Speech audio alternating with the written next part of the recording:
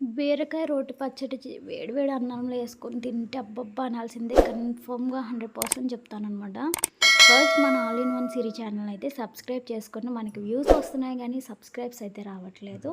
Please all to subscribe my channel.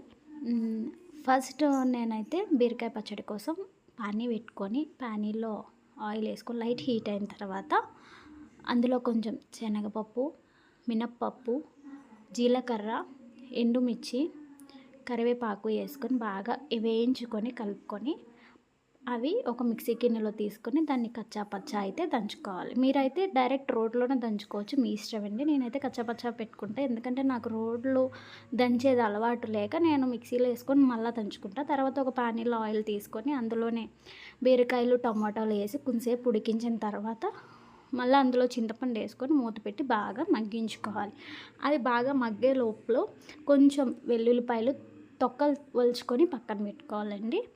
ఇంకా ఉడికిన బీరకాయలు, టమాటో పేస్ట్ అంతా మిక్సీలో వేసుకొని నేను కచ్చాపచ్చా అయితే మిక్సీ కొట్టుకున్నాను. మీరు డైరెక్ట్గానే దంచుకునేలా ఉంటే దంచుకోండి. ఇంక ఈ మూడు కలిపి నేను రోట్లో అయితే దంచుకోవాలన్నమాట. నేను రోల్ ఫస్ట్ ఆఫ్ ఆల్ బాగా శుభ్రం చేసుకొని వాటర్తో, తర్వాత క్లాత్ అయితే క్లీన్ చేసుకొని నేనైతే క్లీన్ చేసేసుకున్న. దాన్ని అయితే వీడియో స్కిప్ చేశాను అనమాట, అది అంతా తీయలేదు ఎందుకులే అని. అందులోనే మనం మిక్సీకి చేసుకున్న పొడి వేసుకొని కచ్చపచ్చ బాగా దంచుకోవాలన్నమాట మెత్తగా. అవి కసకస అంటూ ఉంటాయి కాబట్టి మెత్తగా దంచుకున్నాక అందులో కొన్ని వెల్లుల్లిపాయలు వేసి కచ్చాపచ్చ దంచుకున్న దాంట్లో మనం మిక్సీ చేసి పెట్టుకున్న బీరకాయ, టమాటో, చింతపండు పేస్ట్ అయితే వేసుకొని బాగా స్లోగా మెదుపుతూ అయితే మనం రుబ్బుకోవాలండి. ఎందుకంటే ఫాస్ట్గా చేసి బాగా దంచడంలో మన ఫేస్ మీద పడే అవకాశం ఉంటుంది కారం కాబట్టి. సో స్లోగా అయితే దంచుకొని అటు ఇటు తిప్పుకొని అది ఇలా దంచుకున్న తర్వాత ఇలా రెడ్డిష్ కలర్లో అయ్యి బాగా మెత్తగా వస్తుంది. దాన్ని ఒక గిన్నెలో తీసుకొని పక్కన పెట్టుకోండి. పక్కకు తీసుకున్న తర్వాత ఒక పానీలో ఆయిల్ పోసుకొని అందులో జీలకర్ర, ఎండుమిరపకాయలు, ఆవాలు, కరివేపాకు వేసుకొని తాలింపు పెట్టుకొని తాలింపు ఆ చట్నీలో పైన గార్నిష్ చేసుకోండి.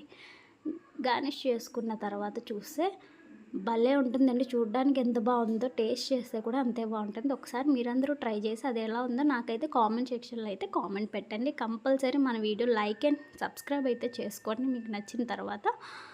నేను ఇంక మా బాబు టేస్ట్ చేస్తానంటే ఇస్తున్నాను, వాడైతే సూపర్ అంటున్నాడు. నా ఛానల్ని మీరు సబ్స్క్రైబ్ చేస్తారని కోరుకుంటూ బాయ్ బాయ్.